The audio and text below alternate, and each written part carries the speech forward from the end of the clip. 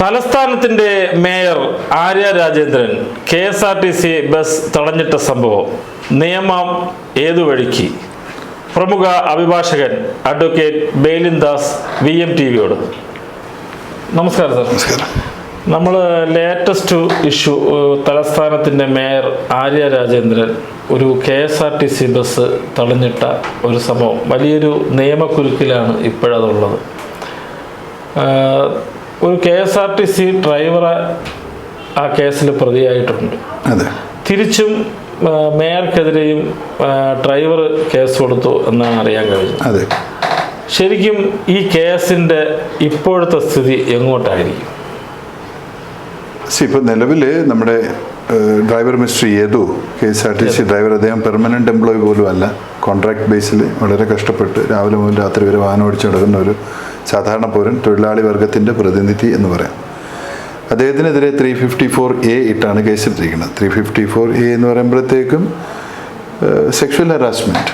ഒരു KSRTC bus ഓടിക്കുന്ന ഒരു വ്യക്തി തൊട്ട് പരിസരത്തൂടെ പോണ ഒരു കാറിലെ സ്ത്രീയുടെ മുഖം പോലും കാണാൻ പറ്റില്ല. ഒരു വാഗണാർ കാർ നമുക്കറിയാം. ഈ KL15A 763 KSRTC ബസ്സിൻ്റെ മുകളിലിരിക്കുന്ന ഒരു ഡ്രൈവർക്ക് കുടുംബസമേതം യാത്ര ചെയ്യുന്ന മേയറും MLAയും അടങ്ങുന്ന കുടുംബത്തിലെ 5 പേരുടെ ഫേസ് പോലും കാണാൻ പറ്റില്ല.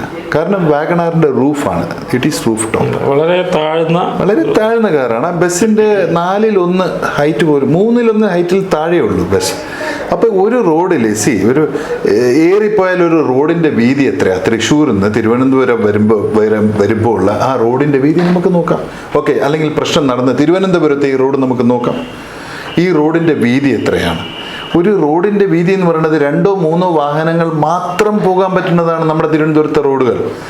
ഈ 2-3 വാഹനങ്ങൾ മാത്രം പോകാൻ സാധ്യതയുള്ള ഈ റോഡിൽ 2 വാഹനങ്ങൾ നിൽക്കവേ ഇതിനിടയ്ക്ക് ഒരു ബൈക്കിനോ ഒരു സ്കൂട്ടറിനോ മാത്രം ഗ്യാപ്പുള്ള ഈ സ്ഥലത്ത് കൂടി ഇദ്ദേഹം എങ്ങനെ സെക്ഷൽ ഹറാസ്മെൻറ്റ് നടത്താനാകും? 354A ഇട്ട് ഇദ്ദേഹത്തിനെതിരെ എങ്ങനെ പരാതി കൊടുക്കാൻ ഈ മേയർക്ക് കഴിഞ്ഞു?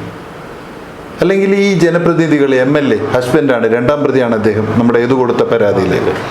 അപ്പം ഇവർക്ക് എങ്ങനെ ഇത് കൊടുക്കാൻ കഴിഞ്ഞു എന്നുള്ളതാണ് അതിൻ്റെ ഒരു എന്താ പറയുക ഒരു ആശ്ചര്യം. ഇപ്പം നിലവിലറിയാമല്ലോ, CMP അവർ മൂവ് ചെയ്തു പ്രൈവറ്റ് കംപ്ലൈൻറ്റ്. നമ്മൾ 2 ദിവസം മുമ്പ് ഡിസ്കസ് ചെയ്ത അതേ സംഭവം തന്നെയാണ്.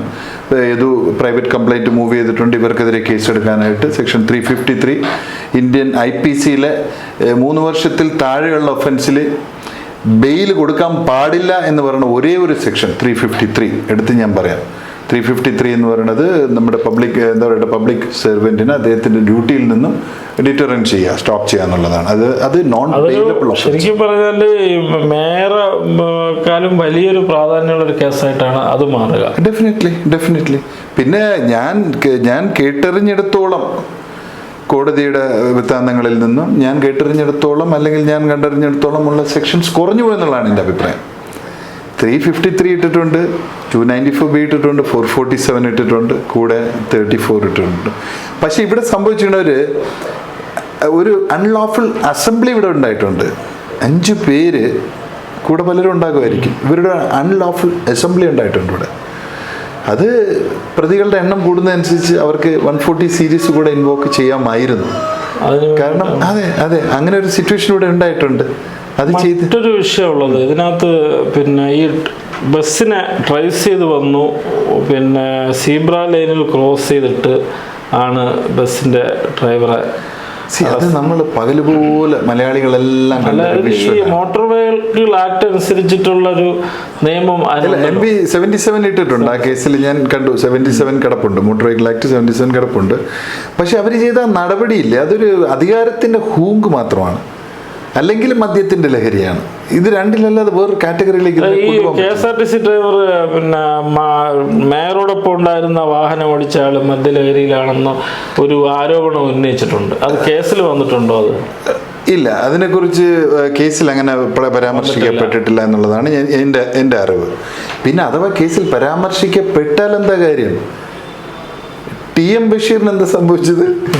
മദ്യപിച്ച് ലഹരിയായി പൊതുജനങ്ങൾ മൊത്തം, അത് കണ്ടവര് മൊത്തം, ദൃക്സാക്ഷികൾ മൊത്തം പറഞ്ഞു IPS ഓഫീസർ, സോറി നമ്മുടെ ശ്രീ വെങ്കിട്ടരാമൻ, അദ്ദേഹം മദ്യത്തിൽ ലഹരിയിലായിരുന്നു എന്ന് പറഞ്ഞു. ഈ KM ബഷീർ മരണപ്പെട്ട കേസിലെ പ്രതി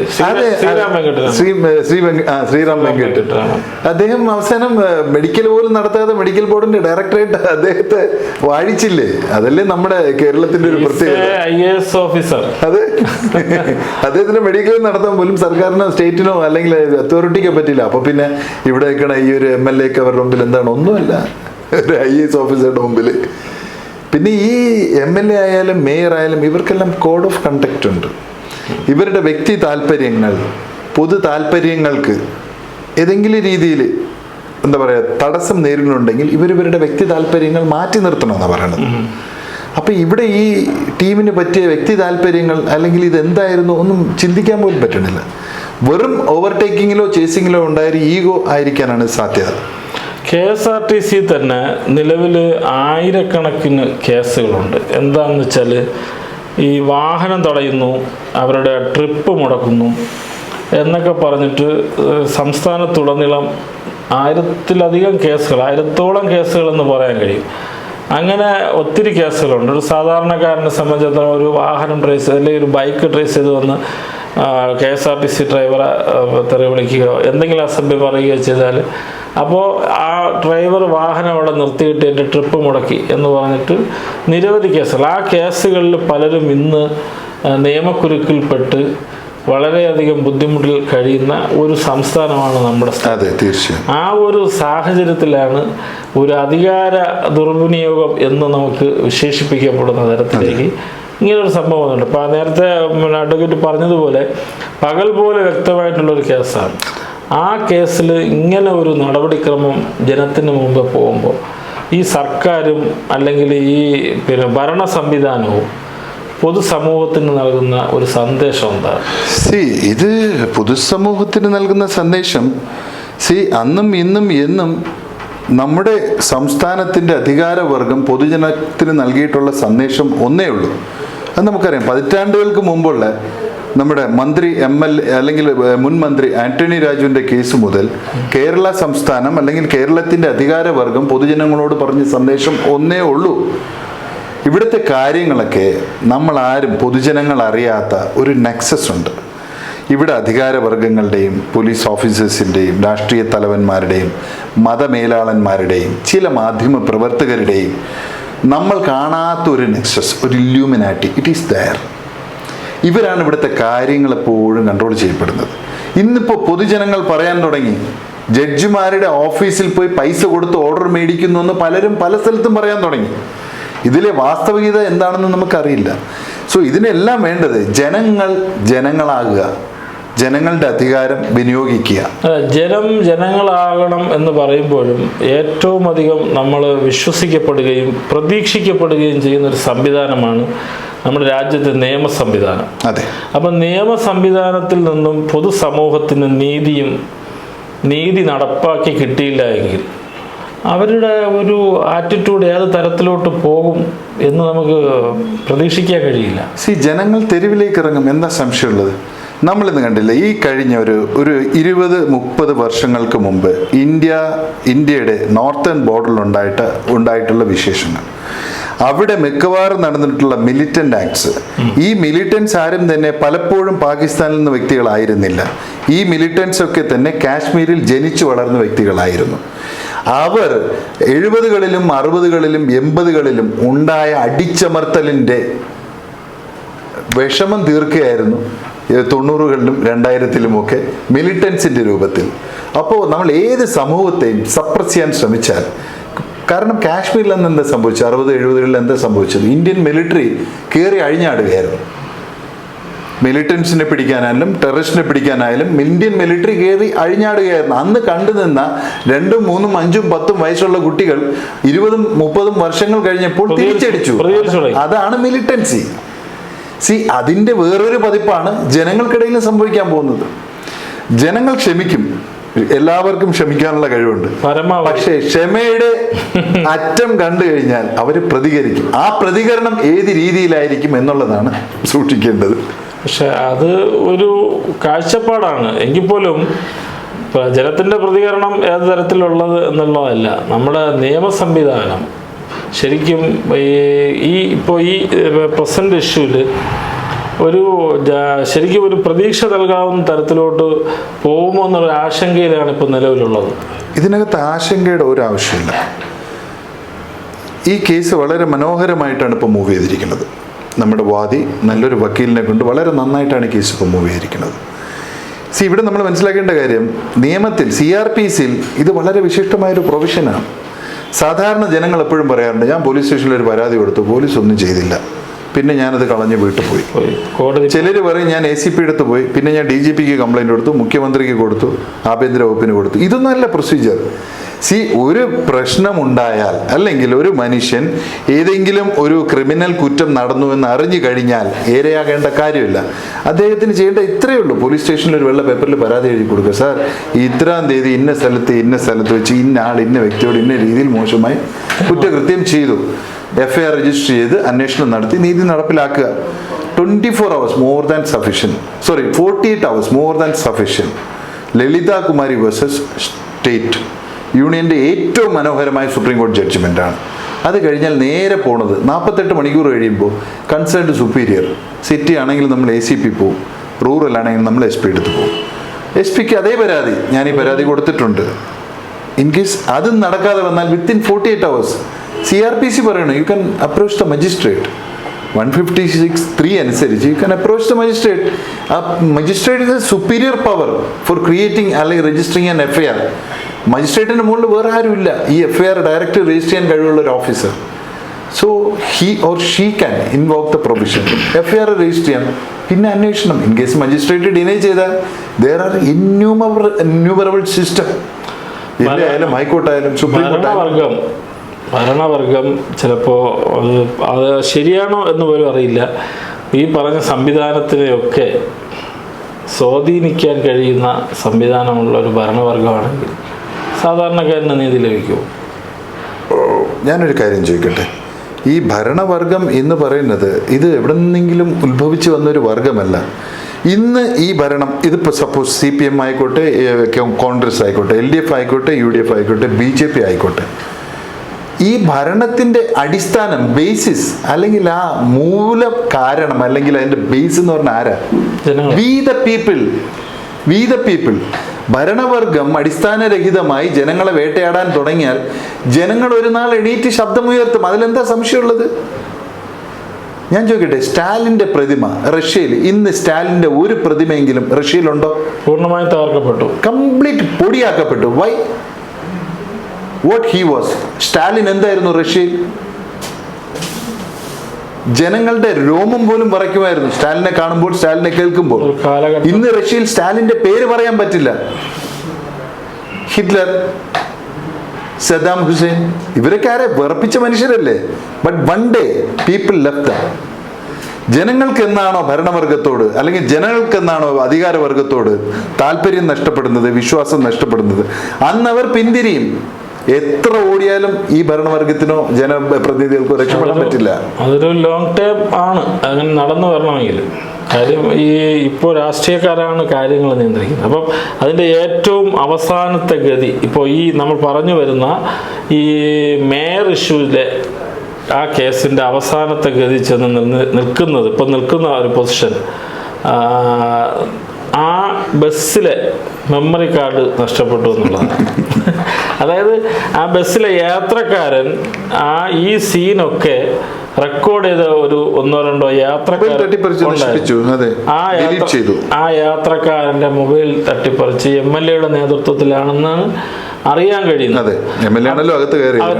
അപ്പോൾ അതിനെ ഡിലീറ്റ് ചെയ്യിപ്പിച്ച ഒരു സംവിധാനം. രണ്ടാമത്തെ കാര്യം, ആ ബസ്സിലുണ്ടായി, ഇപ്പോൾ ഇറങ്ങുന്ന എല്ലാ ബസ്സുകളിലും ഈ സംവിധാനമുണ്ട്. മെമ്മറി കാർഡ് എല്ലാം റെക്കോർഡറാണ്. ആ മെമ്മറി കാർഡ് കാണാനില്ല എന്നൊരു വാർത്ത പുതുതായി രംഗത്ത് വരുന്നു. ഇന്നലെയാണെന്ന് തോന്നുന്നു ആ വാർത്ത രംഗത്ത് വരുന്നു. അപ്പോൾ ആദ്യഘട്ടത്തിൽ ഈ ഡ്രൈവറെ സംരക്ഷിക്കുന്ന തരത്തിൽ, അതായത് നേരത്തെ തൊഴിലാളി വർഗ പ്രസ്ഥാനത്തിൻ്റെ എന്നൊക്കെ അവകാശപ്പെടുമ്പോഴും ഡ്രൈവറെ സംരക്ഷിക്കപ്പെടുന്ന ഒരു നിലപാട് KSRTCയുടെ മന്ത്രി ആദ്യഘട്ടത്തിൽ നിലപാട് സ്വീകരിച്ചു. ഡ്രൈവറുടെ ഭാഗത്ത് വീഴ്ചയുണ്ടായതായി കാണുന്നില്ല എന്ന്. പെട്ടെന്ന് തന്നെ ഈ കേസിൽ ട്വിസ്റ്റാവുന്നു. ഡ്രൈവറെ മാറ്റി നിർത്തപ്പെടുന്നു. Memory card കാണാതാവുന്നു. ഇപ്പം ഇങ്ങനെയുള്ള ഒരു സാഹചര്യത്തിൽ ഈ കേസിൽ നേരത്തെ അഡ്വക്കേറ്റ് സൂചിപ്പിച്ചതുപോലെ കേസ് നല്ല ലെവലിലാണ് മുന്നോട്ട് പോകുന്നതെന്ന് പറഞ്ഞു. അത് കേസിൻ്റെ ലെവലായിരിക്കാം. പക്ഷേ ഇതിൽ നീതി ലഭിക്കുമോ? കാര്യം തെളിവുകൾ നശിപ്പിക്കപ്പെടുന്ന സാഹചര്യത്തിലാണ്. ഇവിടുത്തെ ഒരു വിഷയം എന്ന് പറയുമ്പോൾ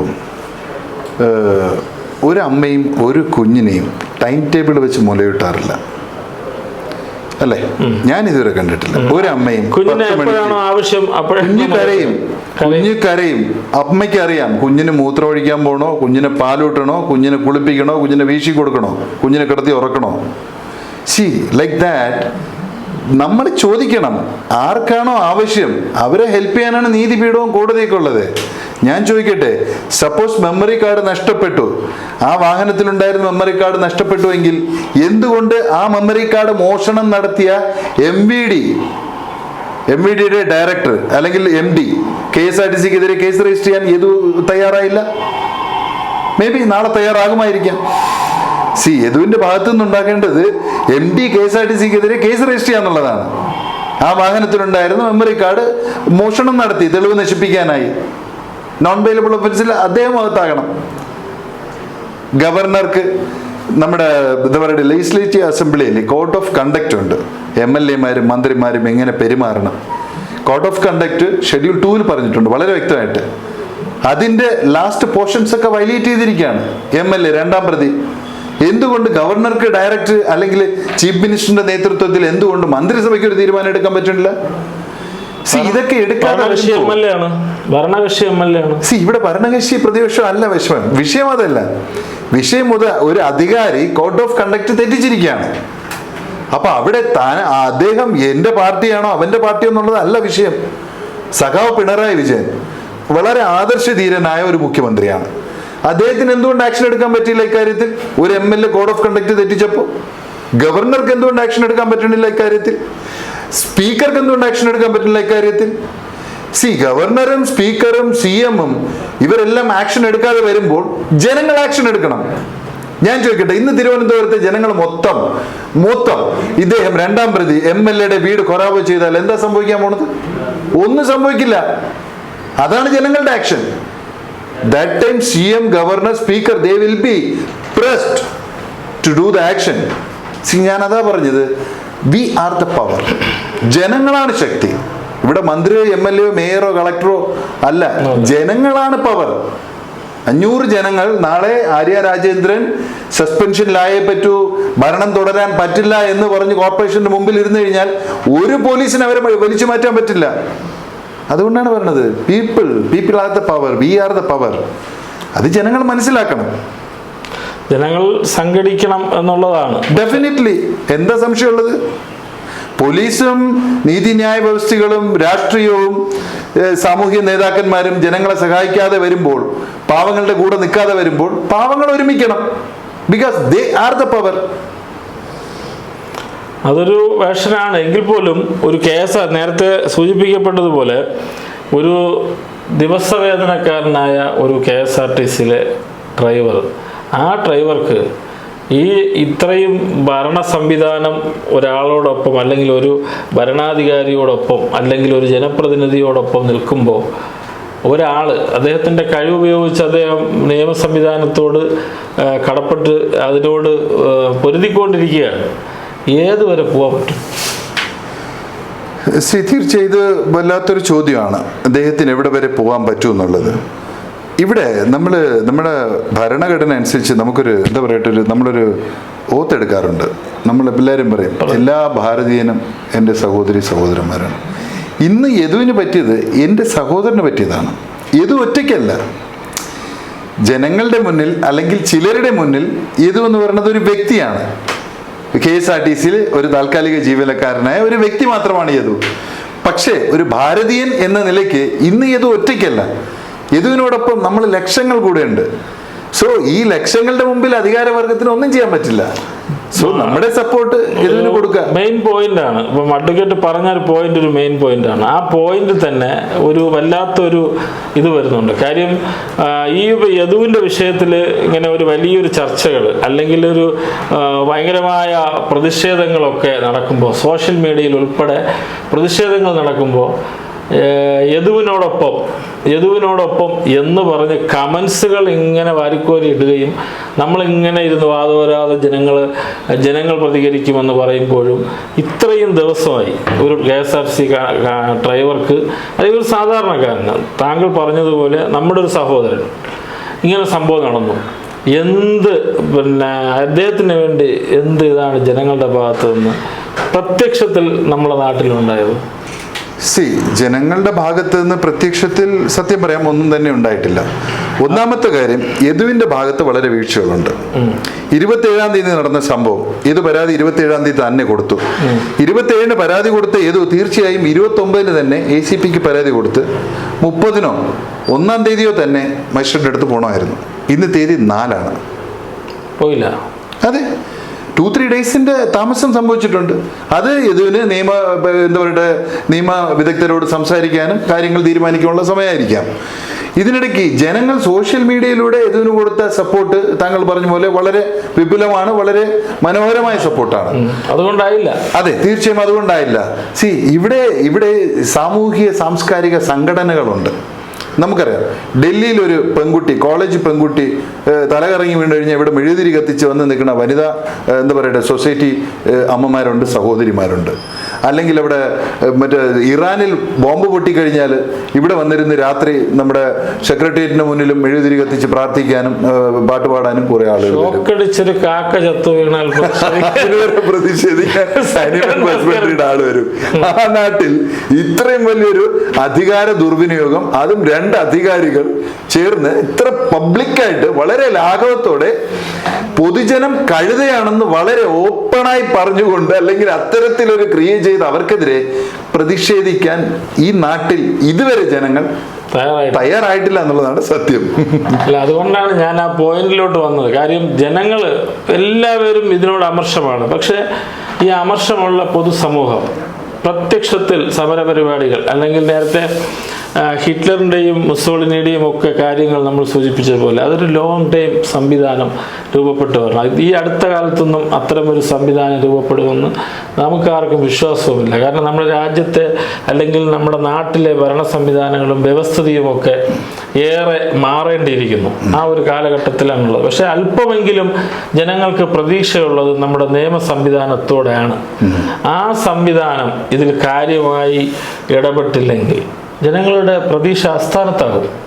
ഇതെല്ലാം നമ്മൾ തീർച്ചയായും ജനങ്ങളുടെ പ്രതീക്ഷ അസ്ഥാനത്താവും. പക്ഷേ ഇതെല്ലാം ചർച്ച ചെയ്യുമ്പോഴും നാം നമ്മിൽ തന്നെ ചോദിക്കേണ്ട ഒരു ചോദ്യമുണ്ട്, നാം എന്ത് ചെയ്തു എന്നുള്ളത്. ഫിസിക്കലി ഞാൻ ചോദിക്കുകയാണ്, VM മീഡിയയോട് ഞാൻ ചോദിക്കുകയാണ്, തിങ്കളാഴ്ച നമുക്കൊരു പ്രതിഷേധ പരിപാടി വെക്കാം. തിരുവനന്തപുരത്തെ ജനങ്ങളെല്ലാം വരട്ടെ. ആർക്കാണോ ഈ പ്രതിഷേധ പരിപാടിയിൽ പങ്കെടുക്കാൻ താല്പര്യമുള്ളവർ വരട്ടെ. 9 മണിക്ക് എല്ലാവർക്കും നമുക്ക് സെക്രട്ടേറിയറ്റിന് മുമ്പിൽ ഒരുമിച്ച് കൂടാം. നമ്മുടെ മാന്യരായ നമ്മുടെ മഹാജനങ്ങളെല്ലാം ക്ഷണിക്കാം. നിങ്ങൾ വെക്കൂ, ഒരു പ്രോഗ്രാം വെക്കൂ, ചാനൽ വെക്കട്ടെ, അന്ന് വരട്ടെ, പൊതുജനങ്ങൾ സംസാരിക്കട്ടെ, കേരളം മൊത്തം അറിയട്ടെ ഇവിടെയും ഒരു പൊതുജനമുണ്ട് എന്നുള്ളത്. മുമ്പ് നിൽക്കാൻ ആരെങ്കിലും വേണം എന്നുള്ളതാണ്. ഒരു ചാനലല്ലേ, യു ആർ ദ മീഡിയ. മീഡിയയുടെ മുകളിൽ ആരാണ് ഇവിടെ ഉള്ളത്? അല്ല, അത് കണ്ടക്ട് ചെയ്യാൻ ഒരു മീഡിയ ഉണ്ടാവണം, അല്ലെങ്കിൽ ഒരു സമൂഹം ഉണ്ടാവണം. ഡെഫിനറ്റ്ലി നമ്മളൊക്കെ ഇല്ലേ, നമ്മളെല്ലാം മീഡിയയുടെ ആളുകളല്ലേ, നമ്മളെല്ലാം പൊതുജനങ്ങളുടെ ഭാഗമല്ലേ. കണ്ടക്ട് ചെയ്യാൻ നമുക്ക് വേണമെങ്കിൽ ക്ഷണിക്കേണ്ടവർ ക്ഷണിക്കാം. ഇതിൽ ക്ഷണത്തിന്റെ ആവശ്യമില്ല. ഒരു പ്രോഗ്രാം ഡിക്ലെയർ ചെയ്ത് കഴിഞ്ഞാൽ സമാന മനസ്കരായ കൂടെ നിൽക്കാൻ താല്പര്യമുള്ള 10 പേരുണ്ടെങ്കിൽ അത് തന്നെയാണ് പ്രോഗ്രാം. ഗാന്ധിജി ഒറ്റയ്ക്കാണ് സ്വാതന്ത്ര്യ സമരത്തിന്റെ യാത്ര തുടങ്ങിയത്, അറിയാലോ.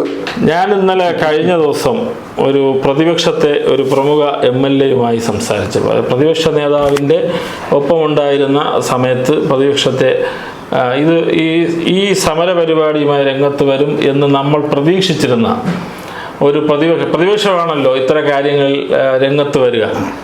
ആ പ്രതിപക്ഷത്തെ ഒരു MLA-യുമായി നമ്മൾ സംസാരിച്ചപ്പോൾ അറിയാൻ കഴിഞ്ഞത്, മുഖ്യമന്ത്രി ഇടപെട്ട് അദ്ദേഹം ഗുരുതരമായി ഇങ്ങനെ വലിയൊരു ആരോപണം നമ്മുടെ മുന്നിൽ വെച്ചു. പക്ഷെ അതൊരു യാഥാർത്ഥ്യമാണ് എന്ന് കഴിയുന്ന തരത്തിലാണ് വന്നത്. ഇതിലിടപെട്ട് ഈ മേയറെയും ഭരണകക്ഷിയിലെ MLAയും രക്ഷിക്കാൻ ഉന്നതനായ ഭരണ നേതൃത്വം അദ്ദേഹത്തിനോട് ആവർത്തിച്ച് ചോദിച്ചപ്പോൾ മുഖ്യമന്ത്രി തന്നെ നേരിട്ടിടപെട്ട് ഈ കേസ് ഇല്ലാണ്ടാക്കി തീർക്കാൻ ഇന്ന് ഗുരുതരമായ ആരോപണം ഉന്നയിച്ചു. ഞാൻ അദ്ദേഹത്തോട് ചോദിച്ചു, ഈ ഒരു ഇതിൽ കൃത്യമായി ഉറച്ചു തന്നെ നിൽക്കും എന്ന് പറഞ്ഞു. ആ ഒരു സാഹചര്യമാണ് നിലവിലുള്ളത്.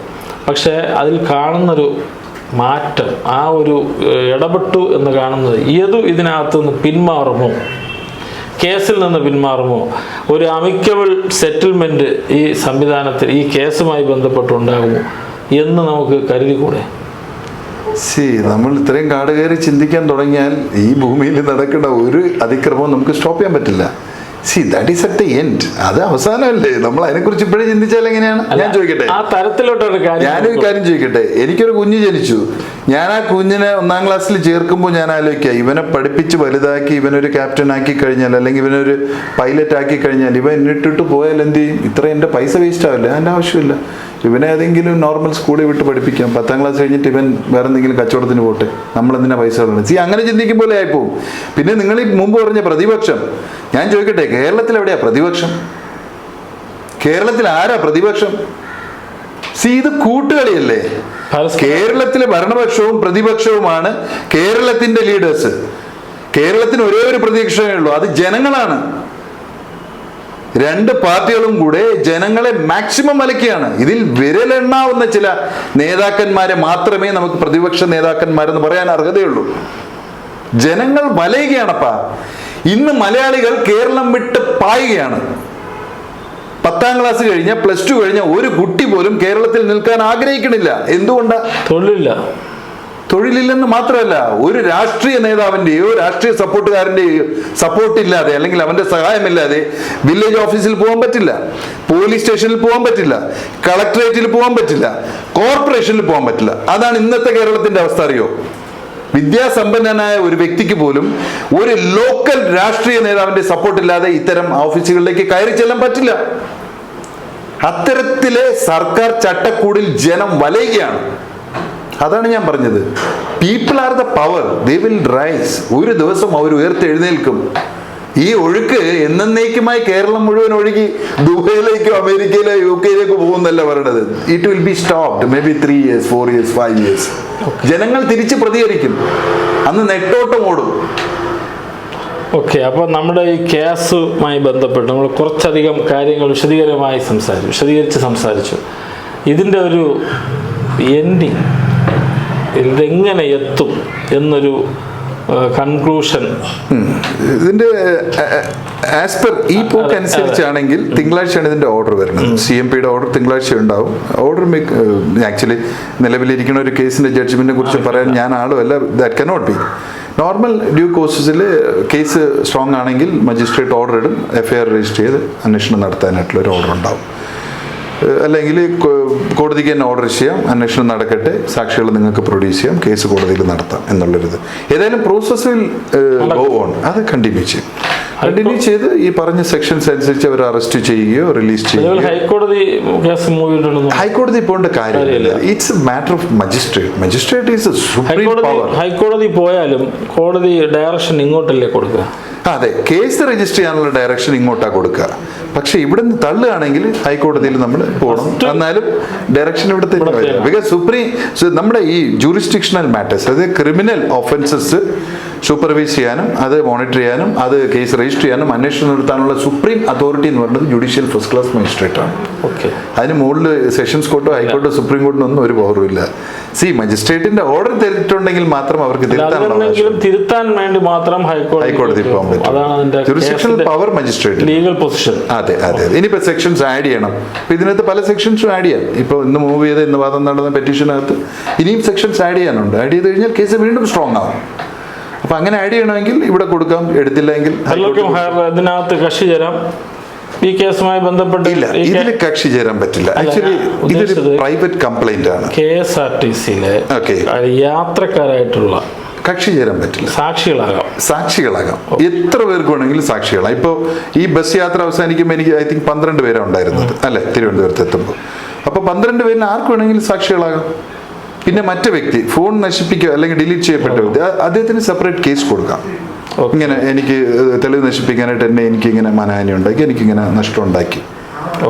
പിന്നെ ഇവിടെ ഹൈക്കോടതിയുടെ ആകെയുള്ള റൂൾ എന്ന് പറയുന്നത്, ഇവിടെ FIR രജിസ്റ്റർ ചെയ്യുകയാണെങ്കിൽ ഇമ്മീഡിയറ്റ് ഒരു സസ്പെൻഷൻ മേയർക്ക് സമ്മാനമായി കൊടുക്കാൻ ഹൈക്കോടതിക്ക് ചിലപ്പോൾ ഉത്തരവിടാൻ പറ്റില്ല, ഒരു റെക്കമെൻഡേഷൻ കൊടുക്കാൻ പറ്റും. ഇങ്ങനെ ചെയ്യാം. അതെ, ദാറ്റ് ഈസ് എ വേ. അതാണ് അതിന്റെ രീതി. ഇത്രയും പവർഫുൾ ആയിട്ടുള്ള ഒരു മേയറും MLAയും പ്രതികളായിരിക്കുമ്പോൾ, വാദികളും പ്രതികളും രണ്ട് കേസ് നടക്കുമ്പോൾ ഈ യദുവിന് എന്ത് ചെയ്യാൻ പറ്റും? അവിടെ എന്താ ചെയ്യേണ്ടത്? ഇവര് രണ്ടുപേരും മാറ്റി നിർത്തുക. യദു എന്ന് പറയുന്ന ഒരാള് ഒരു സാധാരണ 750 രൂപ ഒരു വ്യക്തി, ഒരു ദിവസക്കൂലിക്കാരനായ ഒരാളാണ്. അദ്ദേഹത്തിന് കുറെ പരിമിതികളുണ്ട്. ഡെഫിനറ്റ്ലി. അപ്പോ പ്രിയപ്പെട്ട ശ്രീ ബേലിൻദാസ് അഡ്വക്കേറ്റ്, ഈ മേയറുമായി ബന്ധപ്പെട്ട ഈ ഒരു വിഷയത്തിൽ നിയമവശത്തിലെ വശങ്ങളെക്കുറിച്ച്, നിയമത്തിൻ്റെ വശങ്ങളെക്കുറിച്ചും അതുണ്ടാകുന്ന ആസ്പെക്റ്റിനെ കുറിച്ചുമൊക്കെ വളരെ വിശദമായി സംസാരിച്ചു. എന്തായാലും വളരെ നന്ദി. Thank you. Thank you very much.